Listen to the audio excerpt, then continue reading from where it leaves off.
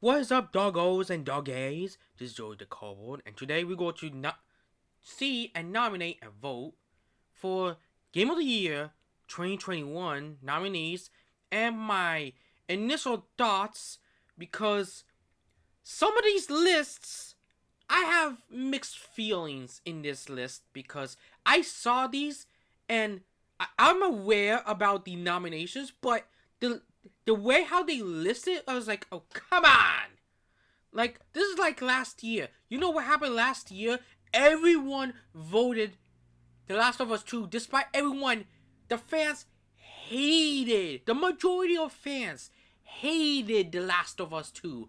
Everyone hated The Last of Us. And the game should not be as a game of the year. It should not. I'm sorry, but it should not be game of the year. I complained this last year that Last of Us should not be game of the year. Like, The Last of Us should be like have only one or two, but 50? It I highly doubt that. I think everyone is shilling about that game. But now this is 2021, and I want to give you all my takes on these lists. And as I list, I go to vote each category. And the first off, we're going to start Game of the Year, which the big six. I'm going to go from left to right. First of all, Deathloop. Okay. I have mixed feelings about this because why? Okay. I would say this.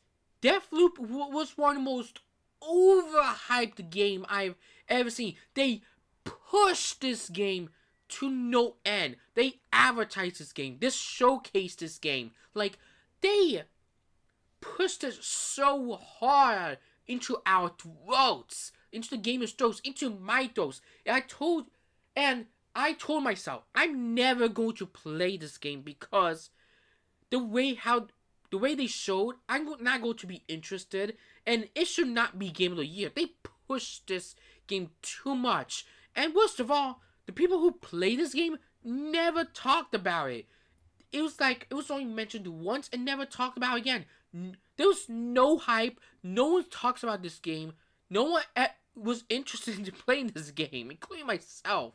So, Deathloop, I'm sorry, but it should not be in the list. It Takes Two, I have no opinions on that because I never played this game, so I can't give all my thoughts. I don't know. I can't say if it's good or not, so I can't say. Metroid Dread, that's Game of the Year. I'm sorry. Yes, that one's Game of the Year. Okay, you know what? To hell with it. I'm going to put Metroid Dread Game of the Year. Because why? I had fun with Metroid Dread. Because it deserves a reward. It deserves a reward. Because we haven't gotten a mainline. Now hear me out. We haven't gotten a mainline Metroid Dread in 20 years. That's how long we've been waiting. Like, yes, there's Metroid Prime, but in my opinion, Metroid Prime is not better than the classics. I'm sorry, but I just don't like the FPF, the first-person shooter aspect of Metroid. I like the classic Metroidvania style that sticks to its roots. I do not want or care about the Metroid Prime series. I'm sorry, but that's just my opinion. I mean, they could be good games, but the classics are always the best. Anyways, Psychonauts 2, I'm sorry, but it should not be here because first of all, I can't give them my opinions because I never played it. But at the same time, I don't. I gotta say this, and also my jaw's hurting. Yeah. It's because the creator is so up his ass, and oh my god, I can't take it. I can't not take the creator because I'm sorry, but I am boycotting this creator because I can't stand the way of his actions. So yeah, I can't say anything about that. Ratchet and Clank Rift Apart, I have mixed feelings. I mean, it should be Game of the Year because it's a PlayStation exclusive, but at the same time, I have mixed feelings. I mean, the classics will be better, but Rift Apart, I have mixed feelings because Alpha 1 was terrible. Or 1 for, I forgot the name of it. 1 for all, or for 1, I don't remember. I have mixed feelings. Next, no. Alpha, it's 1 for all. Is it 1 for all? I think. But that was terrible. Nexus was bad. What was the game called? I forgot the name of it. It was more of a tower defense type game, and I have mixed feelings about that. But Rift Apart is better than those. But as the classics, better than the classics? No, the classics will remain the best. This is just meh because it didn't have the charm of what the classics have. And here's what I mean. Rift Apart don't have the same charm of the characters and story like the classics. I mean, I'm a huge fan of the classics, but but Rift Apart cannot top the classics. The classics remain the same. The classics remain top notch. And out of all games, Resident Evil Village, which is a rarity because I gotta say this. 4 out of the 6 games released in the first half of 2021. I mean, second half of 2021, not the first half. These 2 released on the first half of 2021 because usually no games in the list that are from the early half of the year, because usually no games were nominated in as game of the year. Most specifically, the first half games of 2021. So see Resident Evil Village. I mean, okay, I have mixed feelings about this game. I have to be honest with you all. I have to be honest. This game is not okay. 7's better than this game. I gotta be honest. This game was overhyped. The same way as Deathloop was overhyped.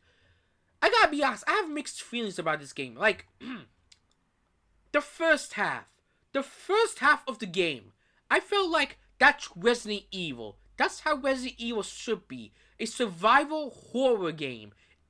A survival horror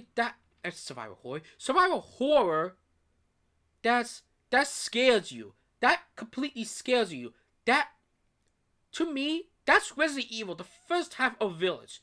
Then you get to the second half after the dollhouse. It became all actiony, and the last quarter of the game did not feel like Resident Evil. It felt like Resident Evil 6 all over again, and should not be nominated as Game of the Year. That's my opinion. It should not be nominated as Game of the Year. So, to be quite honest, Metroid Dread outbeats all of these, in my opinion. And I have to say, 7 is better than Village, but the classic trilogy, 1, 2, and Code Veronica, because I'm not going to count 3, hell no to Nemesis.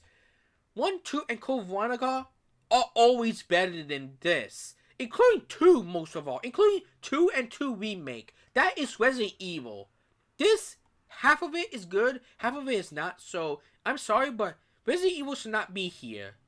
Anyway, next to the next category, we have Best Game Direction.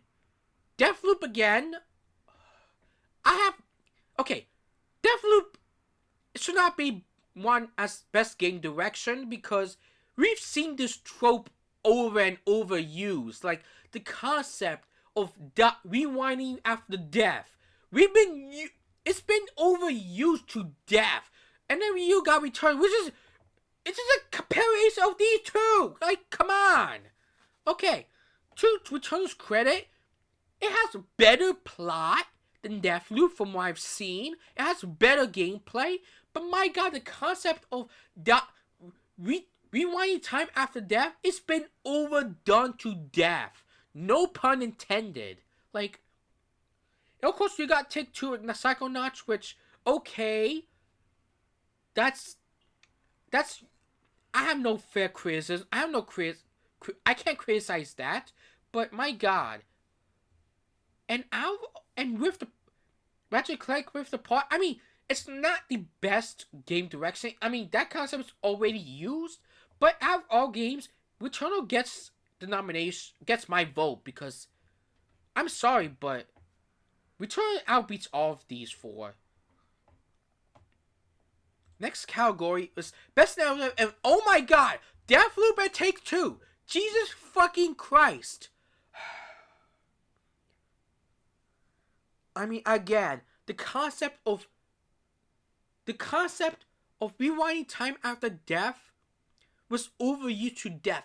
Even ReZero done this, and the concept of using the concept of Groundhog Day is being done to death. Like, it's being like a dead horse. Like that. Oh, that's the best narrative I have ever seen. No, it's not. It's been overused since Groundhog Day. Groundhog Day used this first. So I don't know why people are using this concept and then put it into everything. Like, come on, think of something original. Like, Jesus Christ, I can't stand it. Like, it's good for one or two times. Okay, have you heard the term? The joke was funny at one time, but repeating the same joke over and over gets annoying and old so fast. It's like that. It's like that concept. Use that narrative once as it becomes good, but being to death fit becomes old. Like, I just don't want to see that concept being to death. Like, I'm sorry. There's a huge rant in my thoughts, in my opinion. It was a huge rant because that concept was beaten to death. Like, come on. I mean, it's been used to death in every show, every game, every novel. It's like, think of something original, for Christ's sakes. Anyways, Life is Strange True Colors. I got no opinions on that because I never played it. Guardians of the Galaxy, never played it, but I heard it's good. Out of all these two games, I heard these two are good. And I can't share that vote because I never played any of these games. So that's a skip. Best art direction. Oh my god, again, Deathloop. Okay, out of all the best art direction, I'm going to give it to Ratchet and Clank because that's a game I've only played. So next category, out of the best music and score. Okay, Nier Replicant, all the way. Nier Replicant has one of the best music I've ever seen out of all these categories. I never played Guardians of the Galaxy. I never touched Deathloop. I never will. And Awful Escape, I never played it, but I don't know anything about it, so I can't say that. And Cyberpunk has been criticized more than one ways. And I'm surprised that this game gets a nomination for Best Score in Music. And I never played the game, so in that regard, I can't say anything, but Nier Replicant gets my vote because it has best music. Best audio design. Oh my god. Forza Horizon, hands down, because I love racing.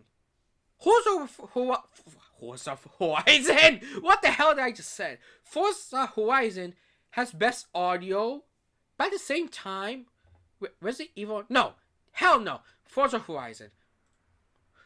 Best performance. Life is Strange. I never played it. Costello as I said Costello. Oh my god. So much Friday Night Funkin' references in my head. Ignacio Esparto, who's an amazing actor, who also plays as the villain from The Mandalorian, Far Cry 6, which I enjoyed. Jason Kelly as Colt Vaughn from Deathloop. Oh my god. Maggie Robinson as Lady Dimitrescu in Resident Evil Village. And Julius Blake from Deathloop. Oh my god, Deathloop. Ugh. You know what? Hell. he gets my vote because he's the best actor out of all these. I'm sorry, but he is a great actor. Giancarlo is an amazing actor, so he gets my vote. Games for Impact: Before Your Eyes, Boyfriend Dungeon, Colorful Tale, No True Colors, No Longer Home. I never played any of these games, so skip. Best Ongoing: Apex Legends, Final Fantasy XIV still ongoing, Fortnite, Genshin Impact, and Call of Duty Warzone, which, whoo! Okay, Fortnite should not be on this list because all the people that's in the community are a bunch of kids and oh, my jaw, my jaw's hurting. Okay, the people who play Fortnite are a bunch of shills and little kids who doesn't know anything about shooter games. I'm just going to completely be honest here. Fortnite is overrated, overhyped, and should not be rewarded as best ongoing. Call of Duty Warzone, due to the controversy, I'm surprised they put this game in here because despite the controversy, I'm sorry, but this game shouldn't be in this list. And Genshin Impact, same with the controversy, but that's different from Call of Duty sexual harassment on the company. But Genshin Impact, it has triggered the fan base and caused many of the player base drop from the game. So it should not be on this list. I'm sorry, but it should not be on this list. It was on the list last year. It should not be in this year because of the outrage. So out of all these two, Apex and Final Fantasy, to be honest, Final Fantasy 14 is fun, but due to the online subscription, I'm going to say Apex because I have the most fun of Apex in that game because I played it on Switch, I played it on PC. I have the most fun in this game, so it should be rewarded. Best Indie: 12 Minutes, Death Store, Inscription, Kenna, Deathloop. I said, wow! Even the word loop has triggered my inner thoughts. Think about Deathloop. So anyway, Loop Hero. I never played any of these games, so that's a skip. Best mobile game: Fantasia. I never played it. Genshin, Wild Rift, Marvel Future, and Pokemon Unite. Okay, I never played this game, so I don't know anything about it.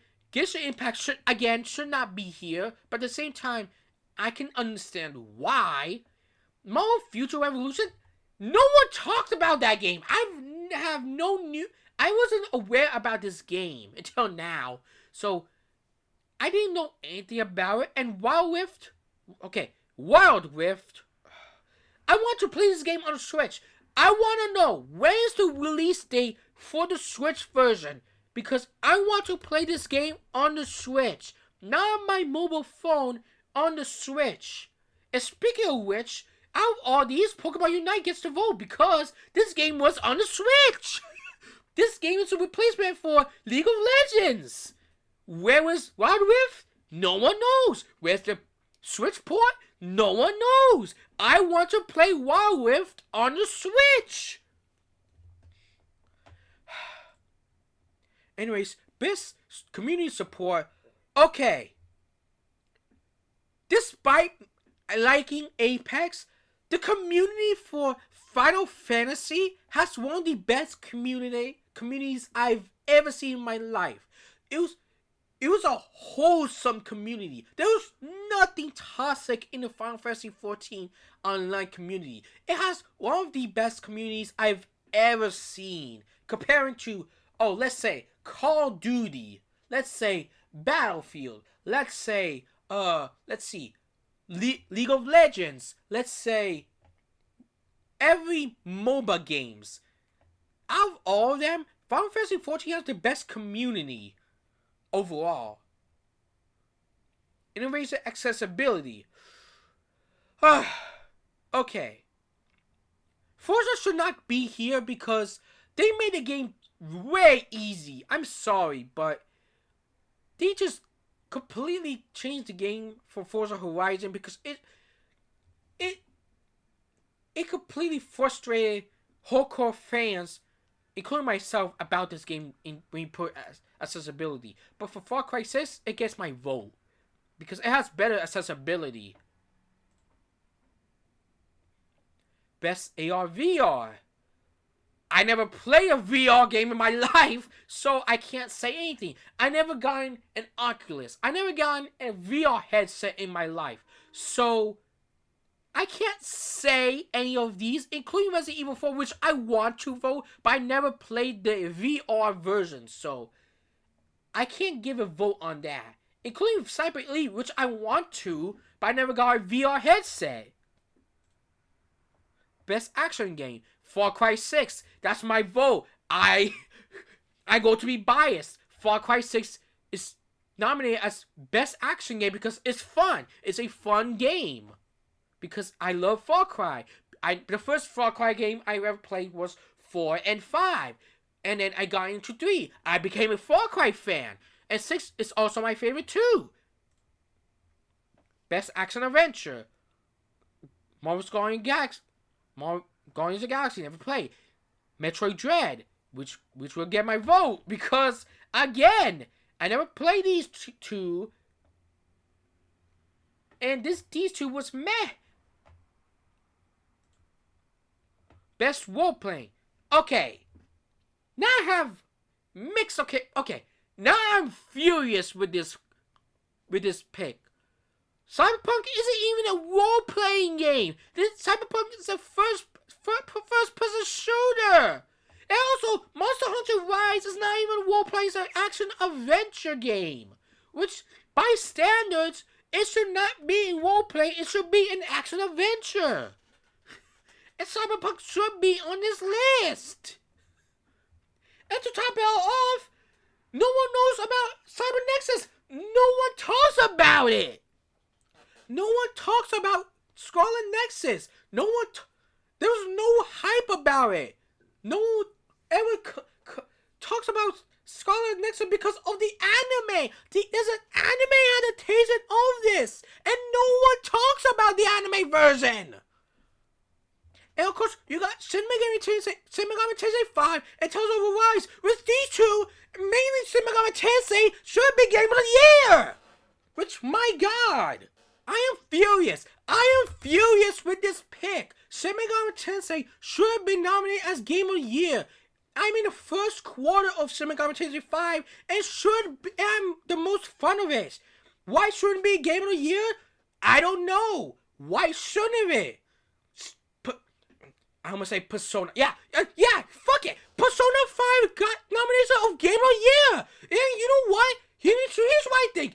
Persona 5 was one of the most overhyped, overrated Persona game I've ever played in history. I am furious. They got Persona 5 nominated as Game of the Year, but not Shin Megami Tensei fucking 5?